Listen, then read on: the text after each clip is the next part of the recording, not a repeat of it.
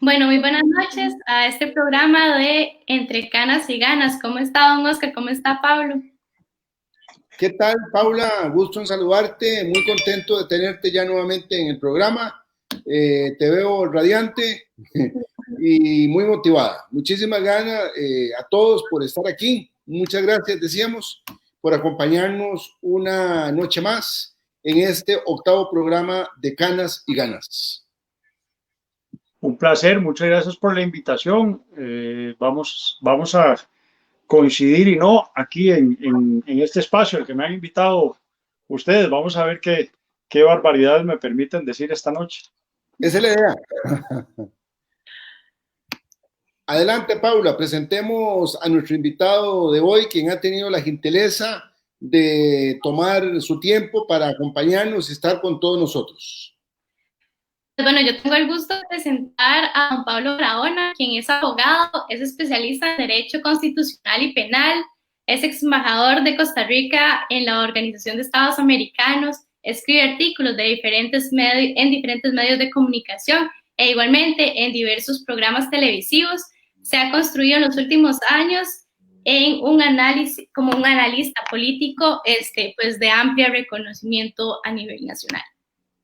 Muchísimas gracias entonces a Pablo por acompañarnos esta noche.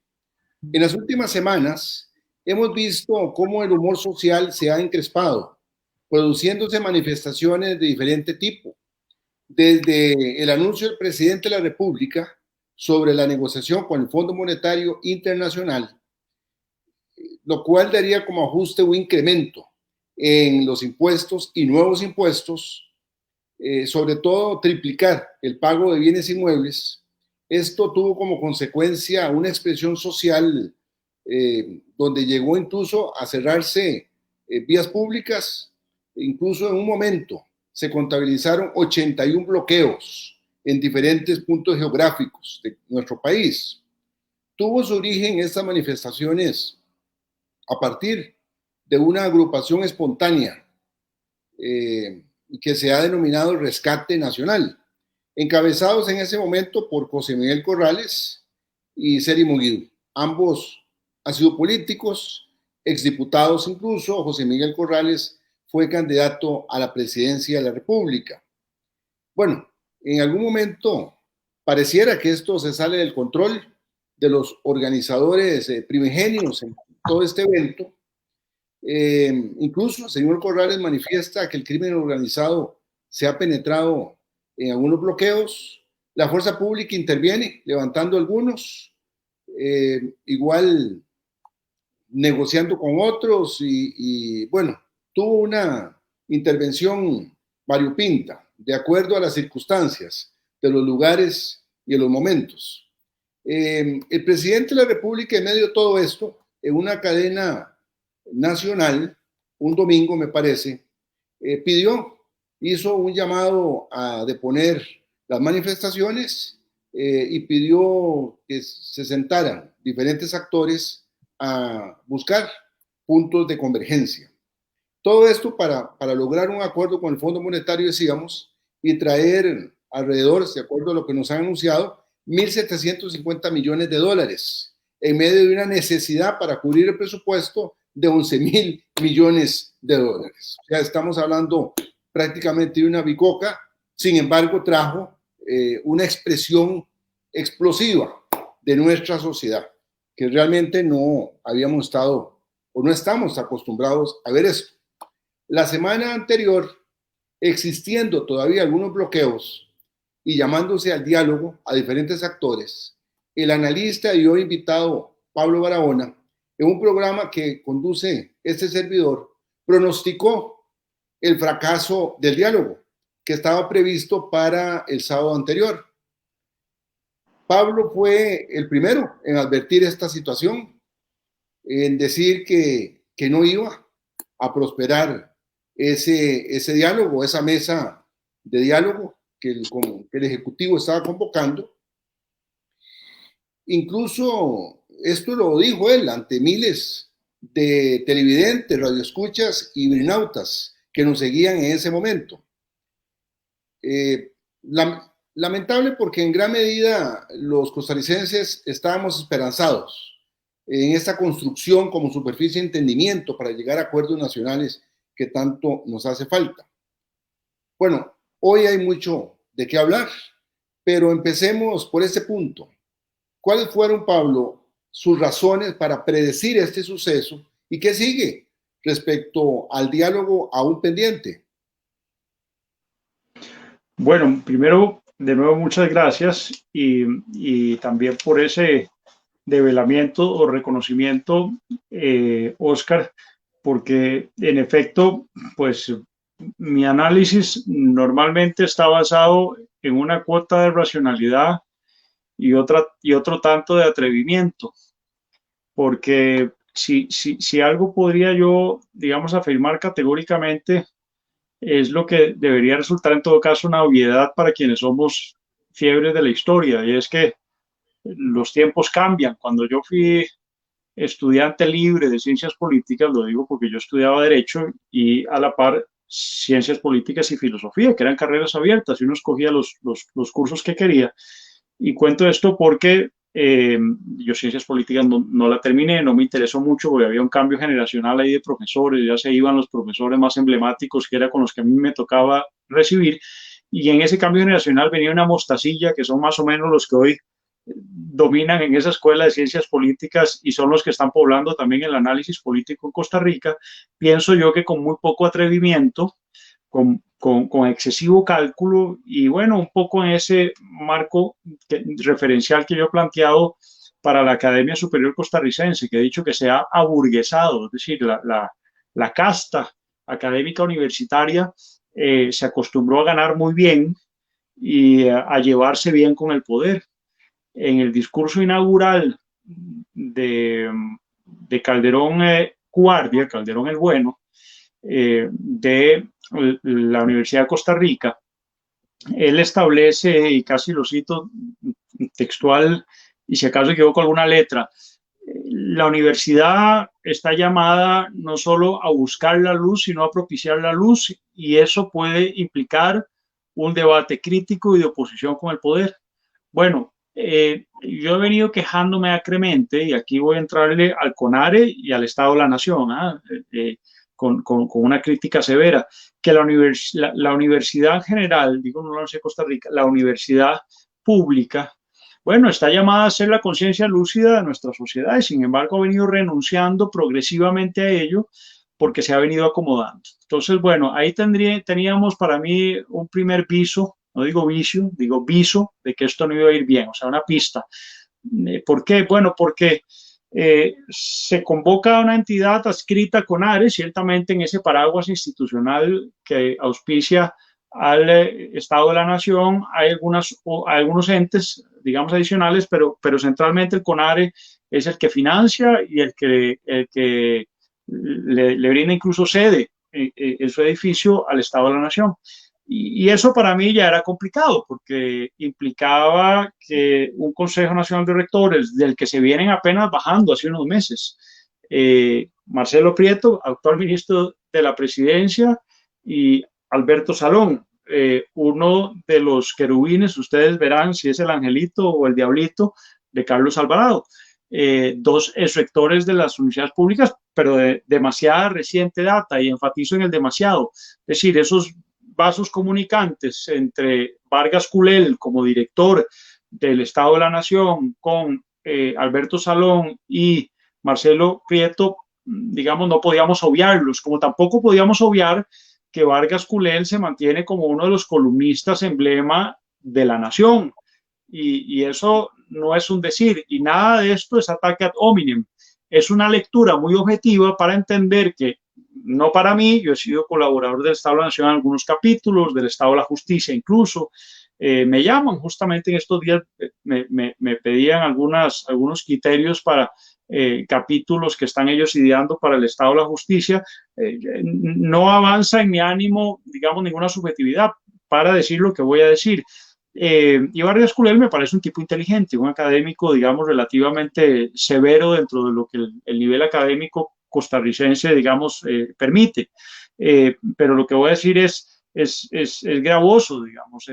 era una falta de cálculo absoluto del Estado de la Nación, y eso hay que responsabilizárselo a la cabeza, que es Vargas Culel, de haberse metido, de haberse ensuciado en asocio con un gobierno tan delegitimado, cuando el Estado de la Nación ciertamente es un sagrario al que los analistas recurrimos, al que ciertamente los medios de comunicación le dan mucha atención, que la clase política, lo vemos muchas veces citado, usted fue diputado, Oscar, en exposiciones de motivos de proyectos de ley, es decir, el Estado Nacional es un referente, y arriesgar ese capital, que es un capital sí académico, pero también político, ¿no?, del Estado de la Nación, a mí me parecía excesivo, me pareció imprudente de parte de la jefatura de la Dirección de Estado de la Nación, en cabeza Vargas Culel, porque era evidente, era demasiado obvio que ciertos sectores no iban a confiar en esa mediación. Por ser Vargas Culel, digamos quién es, y por las cercanías y hermandades que tiene. Yo, por razones de convicción, dejé de escribir en La Nación hace mucho tiempo, porque me sentiría tremendamente incómodo y traicionándome a mí mismo, priorizando la difusión, digamos, y el sello de calidad que le hablan a uno La Nación, y yo escribí ahí por más de 20 años, la página 15, uno de los fundadores, Enrique Macaya, Obregón, y mi abuelo Luis Barona Jiménez, probablemente excluyo a algunos, pero lo cierto es que en esas páginas me sentí yo cómodo hasta algún momento, y después me salí de ahí porque pues ustedes entenderán que mi discurso no es muy conteste con el discurso de La Nación, y uno en esas cosas tiene que mostrar congruencia, digamos, no solo de fondo, sino también de forma. Entonces, bueno, yo vamos a ver, me autoinfligí un silencio en relación a La Nación y a otros medios a los cuales yo tampoco concedo entrevistas, el 7 en cuenta, y claro, eso ustedes dirán, bueno, pero eso es un poco suicida porque son los medios de comunicación de más difusión. Bueno, para los que no estamos buscando nada, eso importa poco. Quiero decir, para los que no navegamos con bandera de pendejos ni vivimos de la política, pues a mí realmente esos fierros me parece, esos sellos, esas marcas, me quitan en vez de ponerme. Y a Vargas Culel le quita mucho ser un articulista regular, es que no es alguien que manda sus opiniones, no, es de planta de La Nación. Bueno, era evidente que para algunos sectores sindicales, para el Rescate Nacional, que es un agente, digamos, inesquivable, ¿verdad?, inocultable, no iba a ser de recibo esa mediación, como para entender. Entonces, ahora sí, caigo en otro dato, que la metodología que viniera de ahí fuese una metodología que no viniese con trampa. Entendamos que el problema mayor que tiene Carlos Alvarado es un problema de deslegitimación, ¿verdad? Es decir, de falta de credibilidad política. Y eso implica que las sospechas están a flor de piel. Y además, para complicarlo más, es un país muy pequeño. Oscar, todos sabemos aquí con qué pie renquea cada uno políticamente y cuáles son más o menos sus lunarcillos y sus pecados. Entonces, Vargas Culel no podía ocultar, digamos, esas sociedades, digamos, que lo preñan a él como un articulador de este diálogo, digamos, que no era de recibo, ¿no?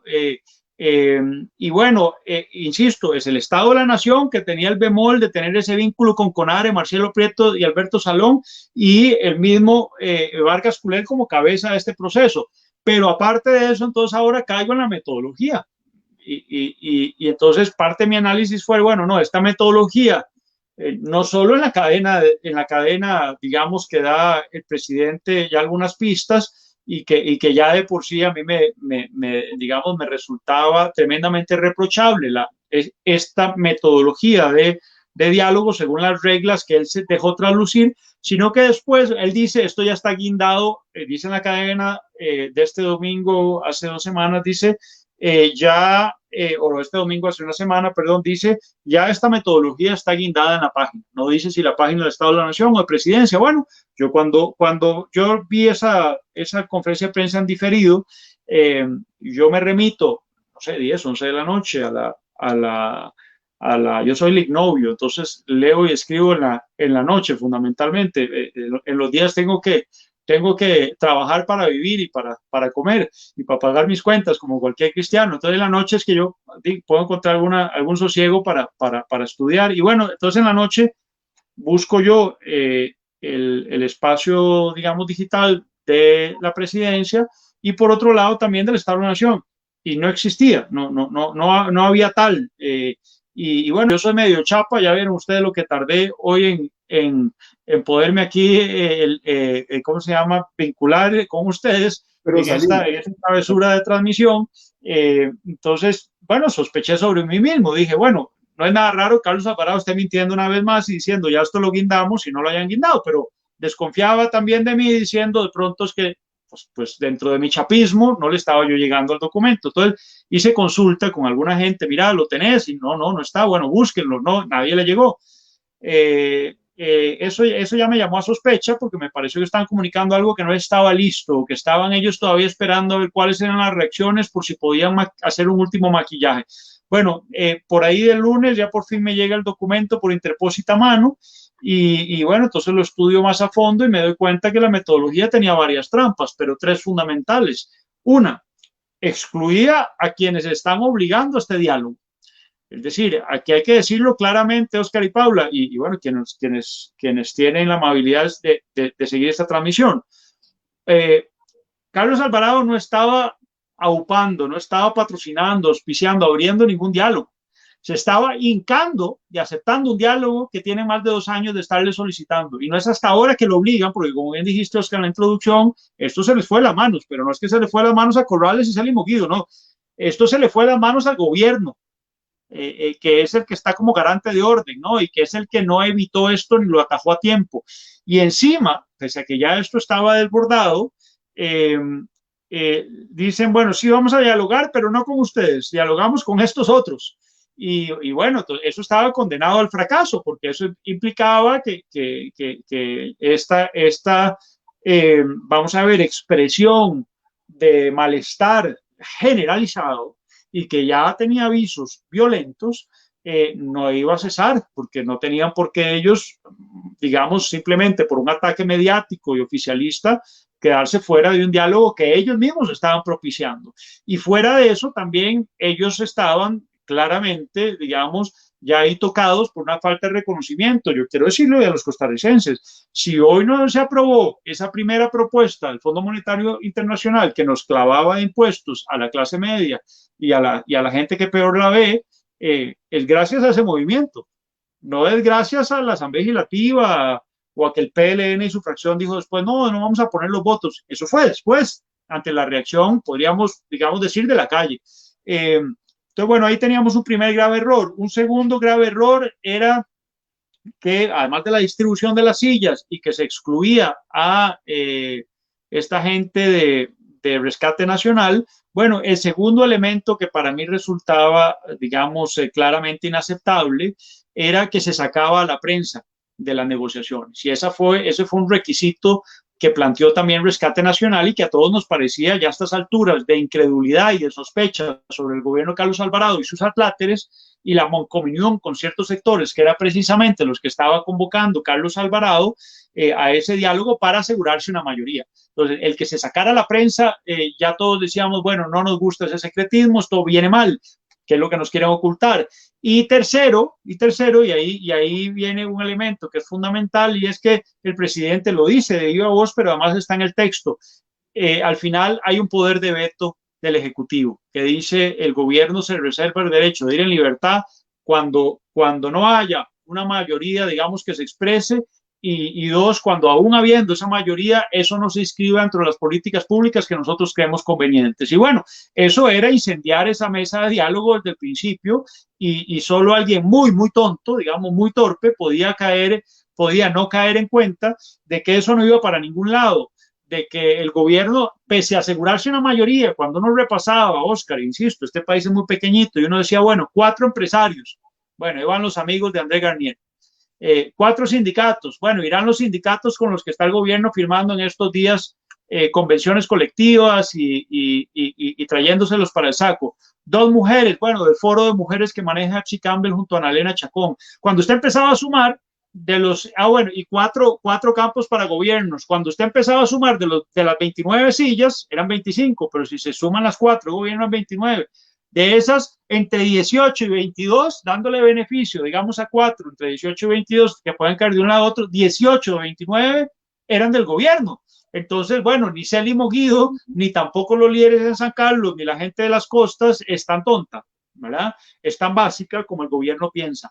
Y entonces eso yo dije, bueno, eso no se va a llegar a instaurar. Y si se instaura, cosa, digamos que veo inviable, pero en este país pasa cada cosa, de ahí no va a salir nada bueno. Eso está condenado al fracaso. Bueno, entonces yo creo, Oscar y Paula, que yo no vi nada que no estuviera sobre la mesa, que no fuera patente, que no fuera evidente, sino simplemente que me atrevía a decirlo, porque claro, ustedes vieron que al principio la inmensa mayoría de los analistas, por no decir todos, se fueron en la lógica. Yo no soy analista, yo prefiero decir que soy académico, pero bueno, digo analista porque si uno dice politólogo, se enoja un montón de gente, aunque politólogo es aquel que tiene una lógica política y que estudia la ciencia política. Eso es una ciencia abierta, como un filósofo no es solo aquel que tiene un titulito de filosofía, o un comunicador no es solo un periodista. Pero esa es una discusión aparte, para terminar diciendo que no es que, digamos, yo venga aquí a decirles con poca humildad que es que vi más allá, no, simplemente creo que estaba ahí la evidencia, lo que había que exponer sobre la mesa, y eso es de lo que carecemos, porque muy poca gente se atreve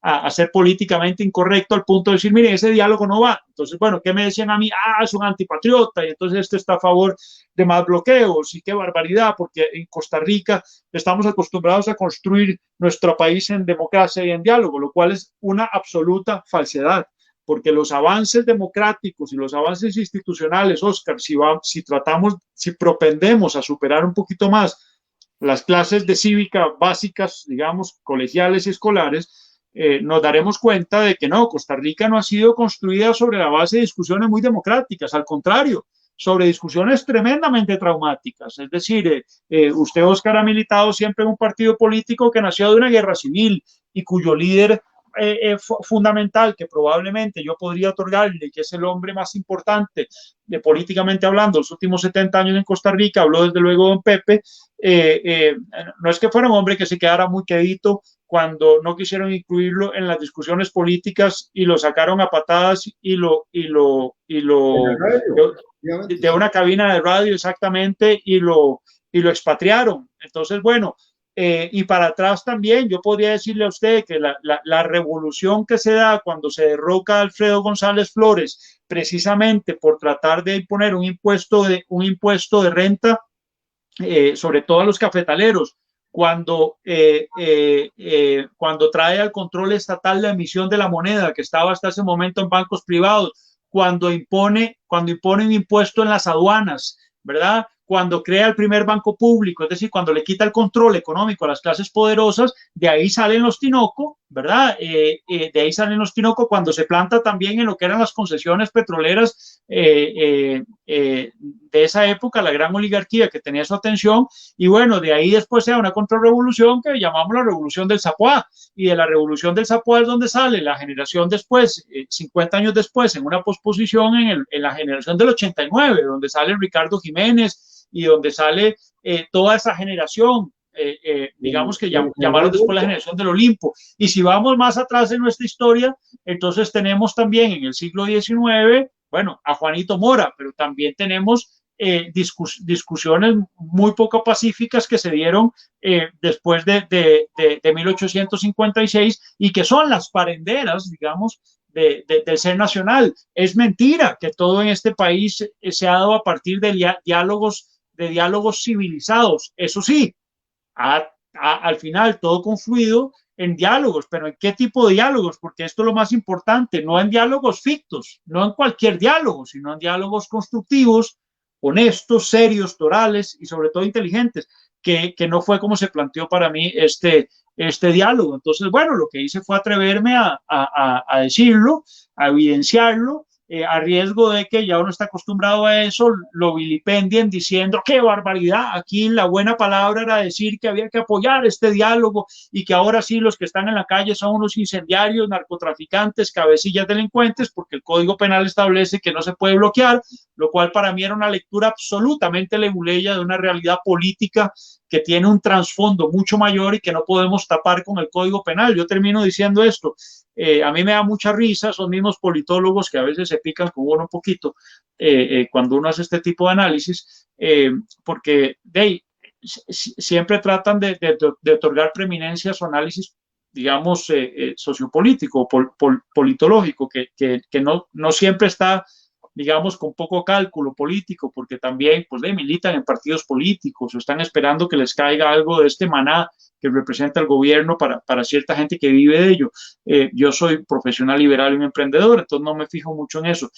Al contrario, al contrario digo porque tengo por deporte incluso volarle duro al gobierno, me sirve incluso hasta de terapia. Ya ven ustedes que yo soy un poco inquieto intelectualmente. Yo quiero decir esto, esos politólogos se volvieron leguleyos de pronto, Oscar. Entonces de pronto el problema ya no es político, aquí de pronto el problema era nada más citar la constitución política selectivamente, eso sí, olvidándonos del artículo 9 de la Constitución que dice que nuestra república es participativa, establece otras cosas, otros apellidos, ¿verdad? Habla de alternativa, etcétera, pero participativa. Y por otro lado también de obviar que no es con el Código Penal que se resuelve esto. ¿Usted cree que metiendo ayer, digamos, que no era plausible? También se lo dije a Celi Moguido el viernes cuando conversamos, que estaba un poco preocupado por la audiencia hoy. Le decía yo como penalista, no se preocupe, no va a pasar nada. ¿Por qué? Bueno, porque no es posible condonar la política desde el derecho. El derecho es un instrumento de la política. Esto tampoco a los abogados les gusta que se los diga, porque los abogados son todólogos y todopoderosos y el derecho manda. No, el derecho, igual que la economía, es un instrumento de los tomadores de decisión y de los constructores de la política pública. Puede el derecho ayudar a moldear conductas, pero eso no lo hace de la noche a la mañana. ¿Usted realmente cree que a una madre con hambre en Cieneguita Limón o en el Roble Punta Arenas, que puede estarse literalmente, esto es duro decirlo, pero es más duro, digamos, vivirlo, que puede estarse prostituyendo en este momento para darle de comer a sus hijos? ¿Usted cree que realmente le importa que le digan que es un delito bloquear un acceso a Caldera o un acceso a Esparza? ¿Usted realmente cree que al pescador con el que yo hablé en Quepos, que me decía, mira, lo que estamos ya haciendo es llevando gasolina a esas narcolanchas que pasan porque no tenemos otra forma, nos han impedido nuestra forma de subsistencia y están por ser rematadas nuestras lanchas? ¿Usted cree que realmente a ese, que ya de por sí está en esa condición desesperada y respetando la legalidad porque está llevando gasolina a los narcos, le va a importar que usted le amenace con bloqueo de calles cuya sanción al final penal son días cárcel? Es decir, no va a la cárcel, se le dice malo, chico, vaya para casa y no lo vuelva a hacer. Es decir, llevar nuestra discusión política a ese ridículo leguleyo, a mí ahí sí, como abogado constitucionalista y penalista, me parece absurdo, más viniendo de analistas políticos a los que se les pide ver el agua que corre debajo del puente y no solo la superficie del puente. Hay un detalle. Entonces, en síntesis, ese fue el rápido análisis que yo hice para decir lo que dije en tu programa, Oscar. Precisamente por eso es que queríamos conversar con Pablo, porque él predijo, él se adelantó al fracaso de la mesa de diálogo tan esperada, porque efectivamente muchísimos medios de comunicación abrieron una luz de esperanza. Pero vea qué interesante. Ayer martes, 20 de octubre, en un periódico de circulación nacional, no sé ahí cómo se ve, pero dice, contra nuevos impuestos, el 72.6% de los ticos a favor de las manifestaciones. No, mire, aquí lo tenemos. Yo estuve ahí, Oscar, un paréntesis, yo estuve en varias protestas en la calle, no en bloqueos, pero en varias protestas en la calle que implicaban bloqueos, porque sí, cuando la gente va pasando por Avenida Segunda, etcétera, pues se bloquean todas las calles aledañas y a veces se paraban ahí, entonces la gente espera media hora. Era muy interesante. Cuando se abría eso. El académico y el analista Pablo Barahona, ¿qué le parece esta manifestación de los costarricenses? Bueno, iba a constatar lo siguiente, digamos, yo lo viví en carne propia, yo los bloqueos por los que tuve que atravesar, digamos, que tuve que sufrir, pero que logré pasar después de un tiempo de espera, o en las protestas que yo participé en San José, la gente se esperaba a veces horas, y cuando pasaba, le pitaba a la gente y le levantaba el dedito o le hacía la señal de la victoria a los manifestantes que les estaban bloqueando y les decían, ¡viva Costa Rica, sigan! Y la gente que estaba haciendo el bloqueo le decía, si alguien se enojaba, si alguien pasaba y más bien les insultaba, le decían, esto es por usted también. Y yo, Oscar, aquí le voy a decir lo mismo que decía yo ayer hay un programa que es un programa muy popular, es el programa más escuchado en las llanuras del norte. Y ayer me hacían el honor de invitarme de nueva cuenta. Y bueno, por ahí alguien decía, no, es que a mí Celi Moguido y compañía no me representan. Bueno, a mí tampoco, yo he sido muy crítico de este movimiento, me parece que le ha faltado conducción política. Se lo dije a ellos antes de que todo esto sucediera, cuando me informaron un poco por dónde iba la cosa y me pidieron apoyo. Yo negué cualquier protagonismo y participación directa en esto, precisamente porque me parecía que no estaba muy bien organizado, y eso no tengo por qué no decirlo, y digo, no tenían muy claras las salidas, digamos, está bien, se protesta, se calienta la calle, y después ¿qué sigue? Y quiénes van a conducir, digamos, políticamente esto en el buen sentido, no política electoral, no. Y soy muy crítico de que sea José Miguel Corrales el que protagonice todo esto, porque además José Miguel Corrales, usted lo sabe bien, tampoco es que fue un hombre muy de la calle, ni que sus diputaciones vinieron de un movimiento de base, o lo que llamamos un diputado distrital, ¿verdad? Provincial, no, él, digamos, fue puesto un poco desde arriba, en esa lógica, digamos, que liberación impera desde hace muchísimos años. Él es producto de eso.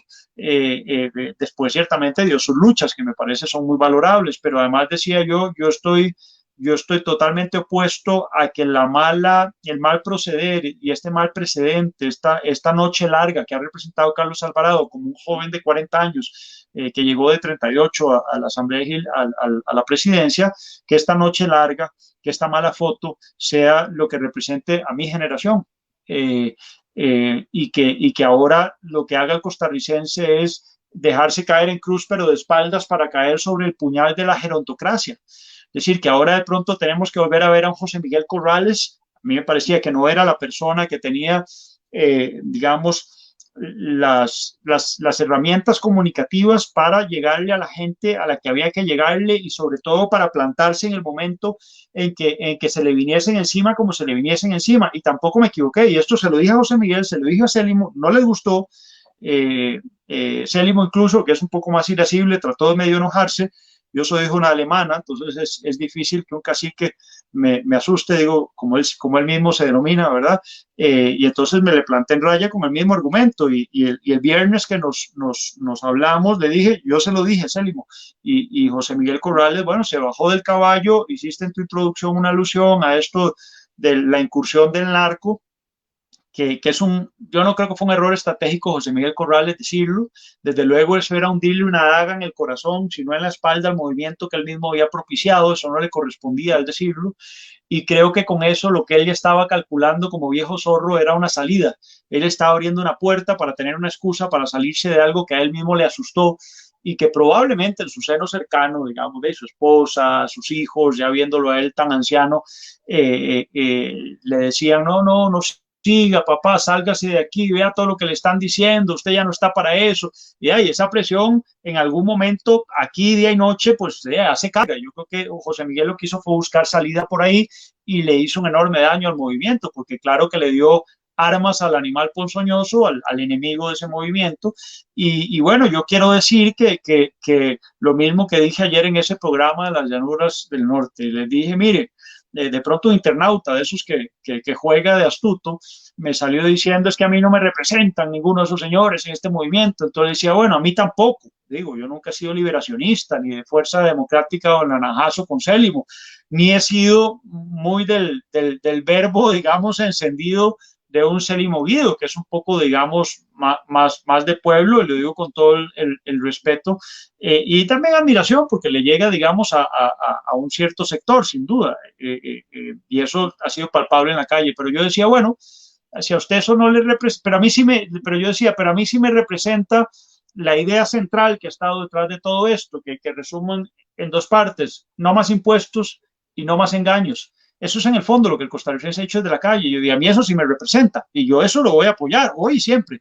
Y entonces les decía, hagamos una cosa, yo me ofrezco, yo lo paso a recoger, yo le taxeo, yo lo paso a recoger y lo llevo a tributación directa. Le decía yo a este internauta, yo lo llevo a tributación directa y llevo al notario, yo lo pago, para que usted vaya ahí y le diga tributación, y yo le tomo la fotico y el video para guindarlo en redes sociales, para que todo el mundo le aplauda, que usted como buen costarricense se opone a lo que está pasando en la calle, y que usted viene de mutuo propio a decir que usted sí va a pagar esos impuestos que Carlos quiere con el Fondo Monetario Internacional, porque a usted eso sí, Célimo y Corrales y compañía de la calle no lo representan. Si a usted no lo representa ese argumento, usted no se beneficia entonces de lo que estos valientes han estado haciendo en la calle, porque lo que a mí sí me parece insultante, Oscar, y esa es la razón por la que Carlos Alvarado ya no los puede convocar ni sentarse a un diálogo, porque él solo se entrampó. Y eso pasa cuando usted se asesora de lo que yo, no sé si han oído la expresión, ese fue un invento mío, que después se popularizó, las loncheras de Carlos Alvarado. Eso le molesta mucho a ellos que se los diga, pero cuando son las loncheras las que asesoran, y Carlos Alvarado está rodeado de loncheras, está tomado por loncheras y por algunos interesados prebendales invitados a este gran banquete que se benefician específicamente de algunas tomas de decisión que él hace, pero en general esa lonchera le dijeron, no, usted enójese como presidente, usted no los recibe en el diálogo, usted a eso los excluye, porque, y es más, criminalicémoslos, digámosles que son violentos, que son delincuentes, o no ha dicho Michael Soto que son cabecillas. Cabecillas es una expresión que en la penología o en la criminología digamos, atribuye a crimen organizado, ¿no? No han sido delincuentes, no han sido sediciosos. Bueno, entonces, ¿cómo después Oscar va a justificar un presidente que sí se sienta con gente que él ha llamado criminales, sediciosos, incluso narcos? Entonces, donde queríamos saber... Quemó los barcos, digamos, del diálogo, Carlos, quemó los barcos. Sí. Que Pablo Barahona, ¿qué vislumbra de ese diálogo? ¿Se va a dar diálogo? ¿No se va a dar diálogo? ¿Se va a cambiar el formato? ¿Qué va a suceder? Porque la gente está esperando el diálogo. No han vuelto a darse bloqueos. Entiendo que se habló de una tregua, pero así como predijo el fracaso de ese diálogo inicial, esperamos los costarricenses, dentro del análisis tuyo, si se va a dar diálogo y hasta dónde podrían llegar los acuerdos de ese diálogo. ¿Tendrá capacidad de generar o de construir acuerdos? Bueno, justamente me agarraron ustedes aquí en mi biblioteca porque he estado rumiando un artículo cuyo título preliminar es Democracia Invertebrada, porque parte del problema que tenemos en Costa Rica, me parece a mí, y que los problemas ya, digamos, que vale la pena analizar son los estructurales, ¿no? Y esto yo lo dije de la campaña, no era el matrimonio gay el problema, o si la negrita de Los Ángeles y los cristianos se llevan bien o no. Hoy con esa discusión no le damos de comer a la gente en las costas ni le resolvemos el problema de inseguridad en las llanuras del norte, en el sur-sur o en el Caribe Sur también, que son zonas donde principia lo que en otros países han empezado a llamar el Estado fallido. Vamos a ver si el narcotráfico ha tenido presencia aquí, con la presencia además que ha tenido, y lo digo yo, mi tesis de licenciatura en Derecho fue precisamente sobre corrupción que me he organizado y de ahí no he soltado el tema. No ha sido por culpa de la manifestación, digamos, o por culpa de los pescadores o los agricultores, es por culpa del gobierno y en general más ampliamente del Estado, es decir, del judicial, que ha dejado un enorme dato de impunidad contra el crimen organizado, y por otro lado también pues del legislativo, que no ha sabido legislar, que no ha asegurado presupuestos a las entidades de control del crimen organizado y de la delincuencia organizada, y bueno, desde luego el ejecutivo, que es el que tiene el poder de fuego en una mano y el que administra nuestras cárceles y el que tiene también, digamos, iniciativa legislativa para poder, digamos, tratar de atajar ese gran vicio que hoy amenaza, no digo a la sociedad, ¿no?, que amenaza nuestra forma de existencia, como decía Spinoza, la coexistencia civil pacífica, que es lo que hoy llamamos democracia. Vamos a ver, tenemos una democracia invertebrada porque lamentablemente este es un país de acomodos, es un país cuyo debate político es un debate eunuco, es decir, sin hormonas, sin testosterona, sin feromona, para que no me diga Paula aquí que estoy siendo sexista, digamos, de un lado y otro. Es un discurso y un lenguaje capado el que prima en el debate público costarricense. Entonces, Oscar, es pura pose. Es decir, lo vemos hoy con Carlos Alvarado, ¿verdad? Eso de que él pone las manitas así cada vez que va a hablar. Bueno, Eso es porque él le dice, mire, aquí la pose correcta, según los que analizan la semiótica, es que usted ponga las manitas así. Y entonces, bueno, la gente eso lo ve como una impostura, no como una postura presidencial. Hago el ejemplo sobre las manitas, pero desde luego tiene un trasfondo mucho mayor esto que estoy diciendo. Y es que hoy todo el mundo anda calculando dónde refugiarse para caer bien a un sector u otro. No hay políticos políticamente incorrectos aquí, digamos, y el único que ha habido, digamos, muestra un serio desequilibrio, y no digo solo discursivo, y yo aquí no le hago propaganda a ningún político, pero quiero decir con esto, es un problema severo porque vemos entonces diálogos fingidos, convocatorias a ese diálogo absolutamente calculadas, preñadas, digamos, de intereses, en donde aquí se ha entendido que la procrastinación es la forma de supervivencia política. Oscar, yo sí tengo que decir algo aquí, usted me lo reconocerá.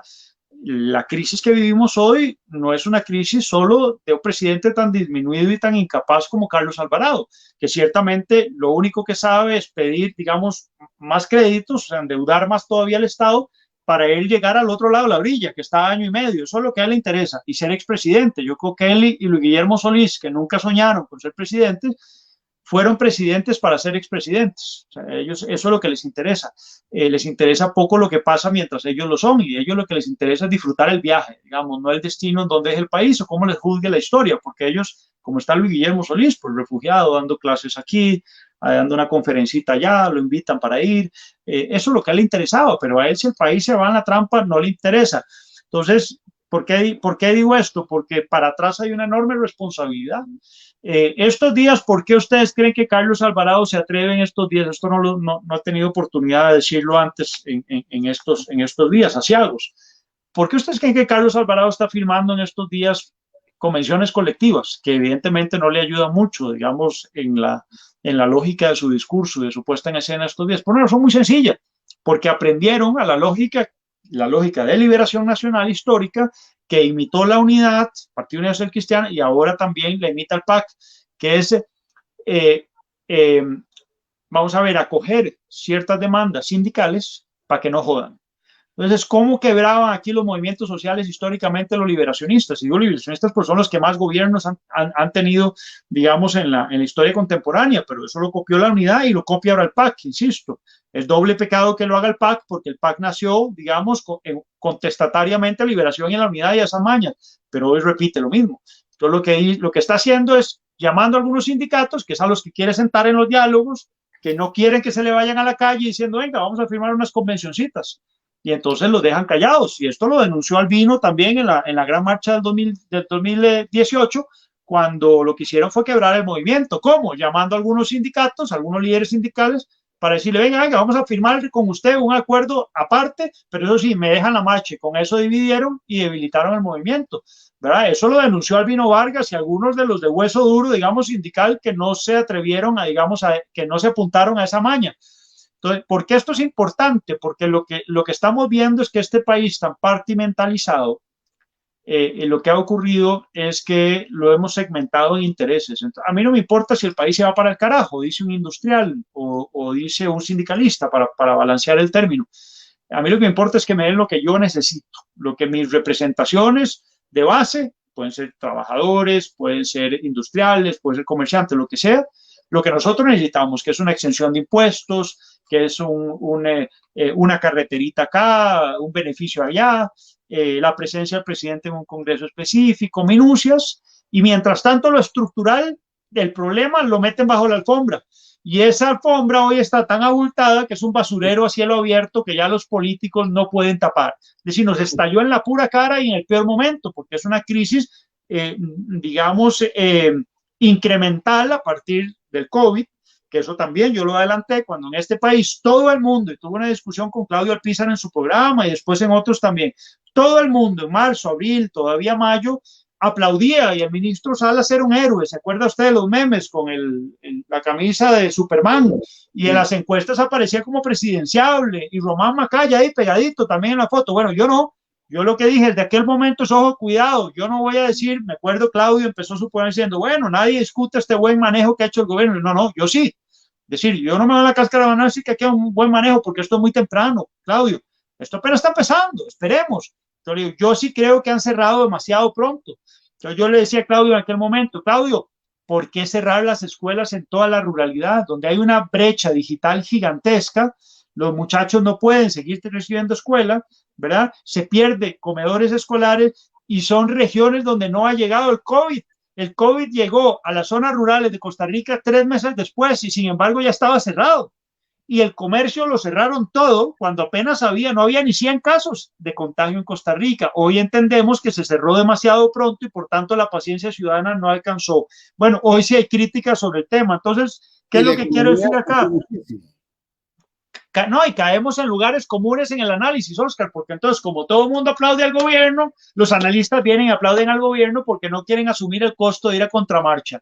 Como todo el mundo aquí aplaudió el diálogo, los analistas van y entonces aplauden el diálogo porque eso somos los costarricenses y porque es mala palabra decir que no, que sorry, pero que aquí la bronca sigue porque este diálogo no sirve. Eso no hay valentía, testosterona, feromona para decirlo. Entonces, ¿en dónde me paro yo? Yo me paro, trato de pararme en el justo punto medio aristotélico, siendo un poco ese tábano que Aristóteles también decía que está picando a la sociedad para incomodar y para decir, aspiro a eso, no digo que lo logre, lo digo con toda humildad, para hacer ese tábano aristotélico que sea un poco esa voz de conciencia crítica que dice que el mayor vicio de nuestro sistema político hoy lo podemos bifurcar en dos: la procrastinación, que lo explico para que no digan que aquí me puse a decir malas palabras, que es posponer lo importante en razón de lo urgente, ¿verdad? Entonces lo estructural, la reforma del Estado, para citar una sola cosa, ahí lo desplazamos y entonces resolvemos los temitas pequeños como el matrimonio gay, con lo cual yo no tengo ningún problema, digamos, yo ironizo sobre eso porque me parece que es un retrato de cuerpo entero en nuestra sociedad, que hayamos anatematizado nuestra agenda política durante tanto tiempo, eso hoy nos pasa la factura, en vez de haber resuelto estos gigantes que teníamos en la sala. No, nos dedicamos a ver ese tema, que me parece muy bien que se haya avanzado y que hace tiempo se le puso una lápida, pero bueno, ese es tema aparte. Y el otro gran problema, la procrastinación es uno, y el otro gran vicio para mí en nuestro sistema político, estoy hablando de problemas sistémicos, por eso refiero al sistema político como un todo, es la falta de valentía. Dicho en otros términos más críticos, la cobardía de los agentes políticos de no discutir frente a la gente diciendo lo que realmente se piensa. Yo viví en Estados Unidos mucho tiempo, mi madre es alemana, entonces conozco muy bien también la lógica política y la realidad alemana, entre otras. Y bueno, como profesor también de Derecho Internacional y Relaciones Internacionales, pues bien, me mantengo, digamos, que atento a lo que ocurre y a la discusión política en otros países. Y quiero decir con esto, Oscar Paula, uno nota una madurez en la discusión política mucho mayor. ¿Por qué yo anticipé que iba a ganar Donald Trump pese a que todas las encuestas le daban el gane a Hillary Clinton? Bueno, yo estaba ahí, yo estaba viviendo en Washington, nadie me lo tenía que contar.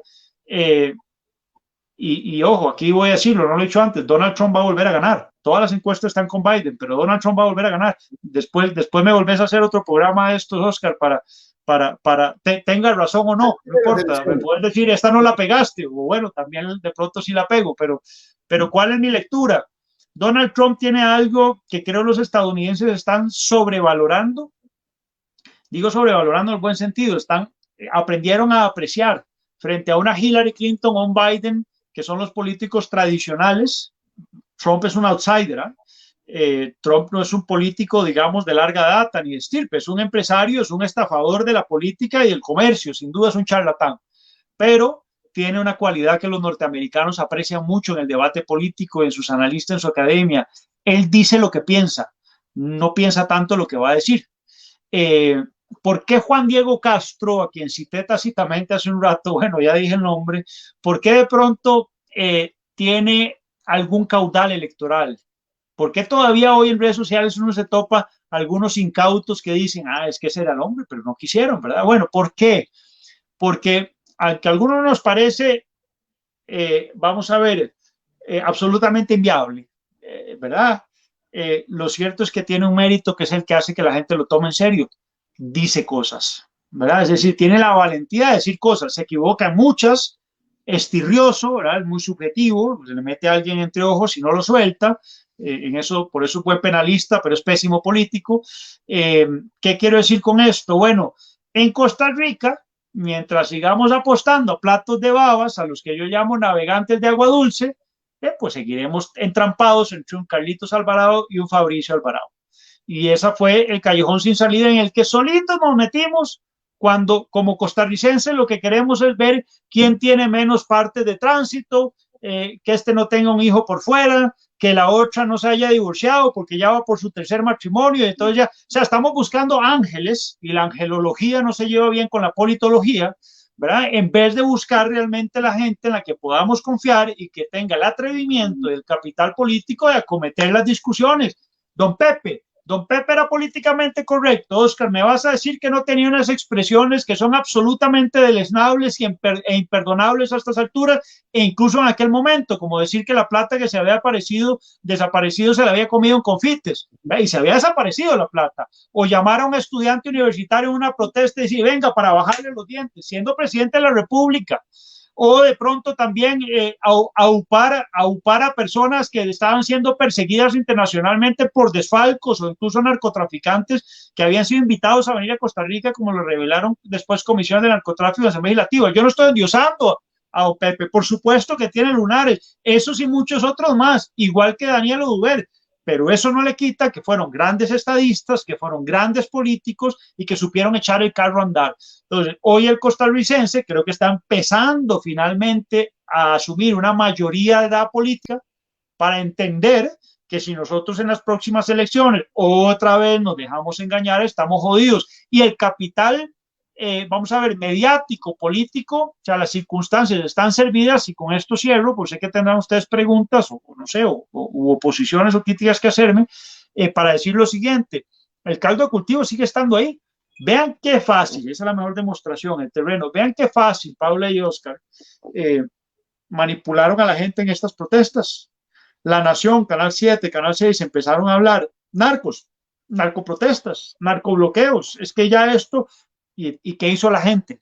Ay, no, hay que ir a un diálogo porque estos son un montón de delincuentes. Y ya, y convirtieron a pescadores, a agricultores, a gente de la zona norte, a pequeños comerciantes, los convirtieron en cabecillas narcotraficantes. Fue una locura, fue aquello demencial, pero manipularon, y eso ha gestado desde Casa Presidencial, desde la DIS y desde el Ministerio de Seguridad, junto con Ignacio Santos y Armando González a la cabeza. Y eso pasó así. Se me está yendo la batería. Si me desconecto, me vuelvo a conectar. Voy a buscar un cargador un segundo, y así van pensando su respuesta. Y precisamente eso ha enardecido a la gente. Y aquí hay un título de una noticia de algunos politólogos, y dice: incertidumbre fomenta descontento. Vamos a ver si don Pablo ya encontró la batería. Ya nos quedan pocos minutos, Paula.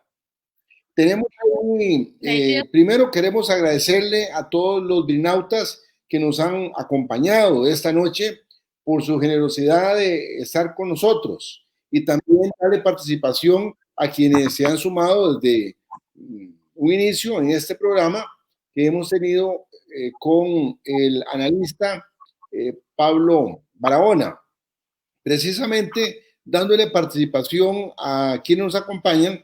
Tenemos una pregunta de un brinauta.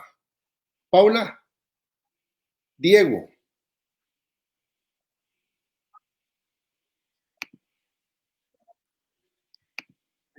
Ahí la tenemos. Diego dice. Sí, esperemos que aparezca Pablo. Parece que se desconectó, Pablo. Bueno, esta era una pregunta para Pablo.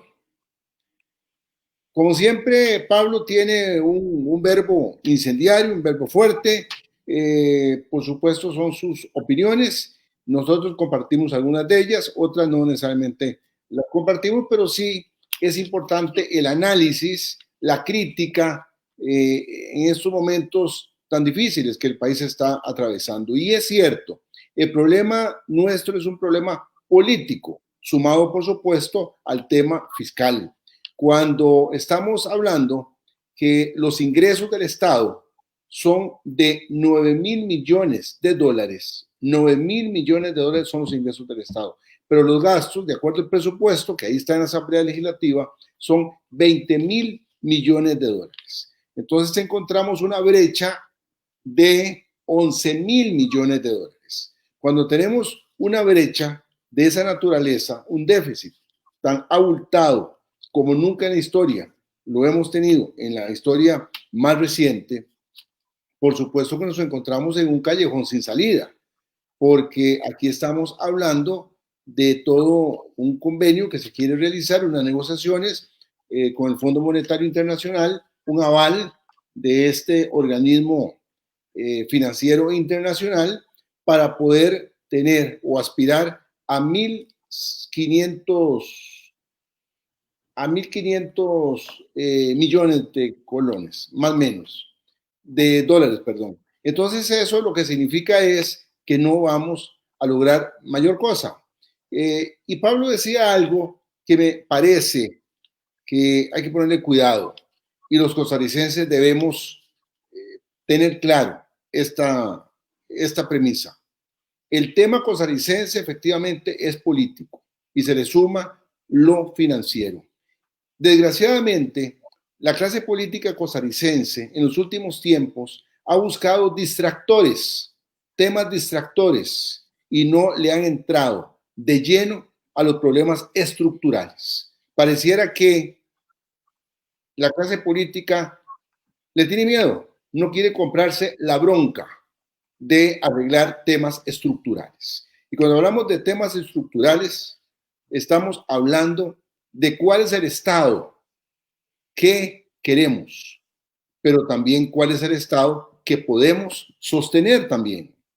Porque en la vida uno puede aspirar a algunas cosas, pero si no tenés los ingresos, el presupuesto necesario para mantenerlos, ese nivel de vida que queremos darnos, pues no nos lo podemos dar. O revienta esto en algún momento. Y es lo que está pasando precisamente acá en Costa Rica. Es un Estado que ha ido creciendo, que ha asumido cierta generosidad o ciertas condiciones, beneficios que nos ha llevado prácticamente a un Estado insostenible. Y de la misma manera, también requerimos de reformas tributarias fuertes. Ya los costarricenses asumimos un compromiso desde hace algún tiempo atrás, donde estamos pagando un impuesto al valor agregado con una trazabilidad que permite entonces un seguimiento tributario para poder generar ese tipo de ingresos. Pero igualmente Costa Rica necesita reformas estructurales tributarias fuertes, como por ejemplo la renta global.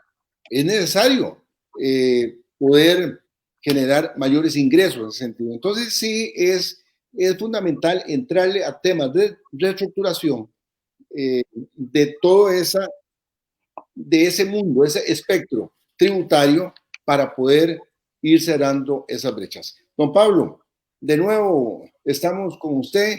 Hicimos ahí algunas valoraciones.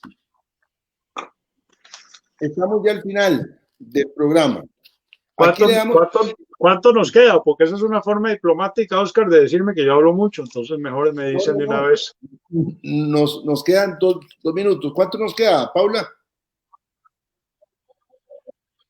¿Cómo? Sí, ya nos pasamos 8 minutos más bien. Ah, caramba. Bueno, yo me emocioné conversando también. Veo, Oscar, como no soy yo el culpable esta vez, ni el único que habla. Una reflexión final, Pablo. Una reflexión final. Una reflexión final, lo que yo diría que estamos ante una democracia, decía yo, invertebrada, digamos, a la que le falta mucho hueso para darle conducción política a esto, para darle forma y orden, y para que la discusión sea sincera y sea una discusión seria. Yo pienso que ese es nuestro gran reto, y por eso yo llamo, digamos, al orden también de quienes, por otro lado, y bueno, me viene un poco a la cabeza la idea o el término de una democracia insaciable, de quienes están pensando que esto es como, vamos a ver, un maná del cielo, y que alguien más tiene que resolvernos el problema, y que podemos seguir no pagando impuestos en esta en esta democracia, digamos, y en este sistema tan informal en el que vivimos. Bueno, no, de pronto nos cayeron todas las plagas encima y es un golpe de realidad el que nos estamos dando. Hay una expresión del gran Alberdi que yo puedo compartir con ustedes, que dice lo siguiente: los pueblos que no tienen faltas que lamentar son los que no han empezado a vivir. Las grandes naciones tienen sus errores a la espalda. Los pueblos que recién nacen los tienen en el porvenir. Bueno, Alemania, Italia, Francia, España, Reino Unido, vamos a ver, Estados Unidos, sin duda, China, vamos a ver, son grandes naciones, sin duda. Nosotros somos, digamos, un lunar en el mapamundi, un lunar ciertamente algo vistoso, que ha tenido, digamos, un pasado, digamos, algo apreciable, pero que en el fondo tampoco somos el ombligo del mundo, y eso yo sé que al costarricense no le gusta que se lo digan, porque igual en esas clasecitas de cívica, en las que nos han dicho que todo se resuelve por diálogo y que somos pacíficos, los centroamericanos han dicho también, que nos han hablado de la excepcionalidad tica, ¿no? Y nosotros somos una maravilla dentro del concierto de naciones y no nos podemos comparar con Centroamérica, eso es un insulto. No, bueno, déjenme decirles que no. Nos apañamos solos. Bueno, claro, en eso somos los argentinos de Centroamérica. Y bueno, yo quiero que nosotros caigamos en realidad diciendo que no estamos haciendo mérito para hacer nada excepcional en ningún plano, porque en el fondo estamos subadministrando una nación que nos heredaron, sobre todo aquella generación fulgurante de los 40 y de los 50. Después de ahí no ha pasado nada importante, salvo la fundación de la Sala Constitucional, y que podemos discutirlo, porque también en términos de gobernabilidad hay muchos que... Es interesante. Bueno, Pablo, claro, tenemos que ir. Pero eso es lo institucional. Yo lo dejaría ahí, agradeciéndoles mucho la invitación de hoy. Así que gracias por el diálogo a ambos. Quedan un par de invitaciones respecto al análisis de los resultados de las elecciones de los Estados Unidos. Ya usted adelantó el tema y nos contagió, ya estamos carboneados totalmente con eso. Yo nada, nos comprometemos, don Oscar. Ok, bueno. Nos vamos entonces. Muchas gracias, Pablo. Gracias, Pablo. Un gusto. Gracias a ambos.